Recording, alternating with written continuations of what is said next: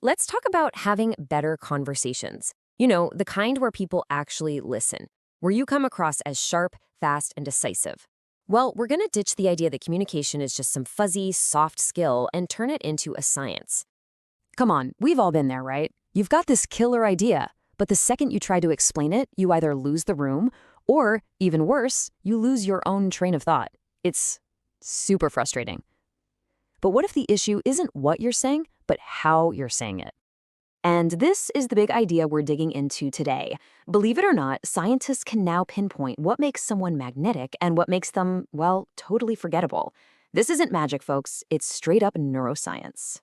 So, we're about to walk through the exact research-backed tools that the most effective communicators on the planet use. And these aren't just abstract theories. These are practical, hands-on techniques you can start using the minute this explainer is over. Okay, first things first. Before a single word leaves your mouth, your brain and your body are already sending out these incredibly powerful signals. So this first section is all about mastering those unseen forces. This is absolutely wild. Neuroscientists found that people don't really respond to your words first. They respond to the emotional signal you're putting out. And they do it in less than a blink of an eye. Their brain is literally mirroring your internal state. And this just lays it out perfectly. If you walk into a room feeling calm and grounded, you bring that calm to everyone else. But if you walk in scattered and tense, their nervous systems are going to light up with tension right along with yours. You're setting the entire tone before you even speak. Okay, now let's talk about your voice. Get this. Research from University College London found that a listener's heartbeat will literally sync up to the rhythm of your speech. So if your voice is rushed and stressed, you're creating a stressed out audience. But a steady, rhythmic voice actually makes people feel safer. And that's the key takeaway here. Your voice isn't just a vehicle for words, it's a tool for regulating the energy of an entire room. It's why so many great leaders and speakers have this very deliberate, calm cadence. They're actually calming you down, and you don't even realize it's happening. All right, so we've covered the nonverbal signals, the unseen stuff. Now, let's build on that and look at how we can actually structure our words in a way that plays to how the brain is wired to process information. Let's talk about making your points actually stick. See, our brains are addicted to novelty, not just dry facts and logic. This number, 22x, it represents a massive advantage in communication, and it all boils down to one simple ancient technique. It turns out Stanford researchers found that stories are just incredibly sticky. And why is that? Well, because they light up the sensory and motor parts of our brain. The listener's brain actually syncs up with the storytellers, letting them experience the idea. So, if you really want to persuade someone, ditch the spreadsheet, tell them a story. Okay, here's a super simple language shift that has a huge impact. Columbia University discovered that just by framing your statements as observations, you can sound 40% more credible. I think sounds like an opinion, but I've observed? Well, that suggests you've got data. It's such a subtle shift, but it signals real confidence. Just listen to the rhythm of that phrase. Our brain has this funny little quirk called the processing fluency effect. Basically, when a phrase is really easy for our brain to process, we automatically judge it as being more truthful. See? There's another one. These kinds of rhythmic, rhyming phrases, they just feel like deep wisdom, don't they? And that's before we even stop to think about what they mean. The ease of processing basically tricks our brain into thinking, yep, that sounds right.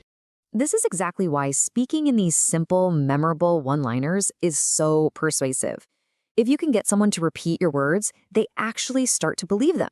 You're literally putting your words of truth right into their mouth. Okay, so now we get to the most tactical part of this whole thing. This is a simple but incredibly powerful framework you can use right away to handle those tough, high-stakes conversations with total clarity and control. It's called the 3-2-1 trick, and it goes just like this.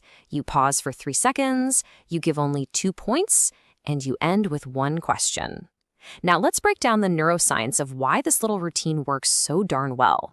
When somebody finishes talking and you just pause, it is so powerful. That silence actually activates the attention center in their brain. It forces everyone to focus on you, and it gives you a second to clear your own head and respond thoughtfully instead of just reacting.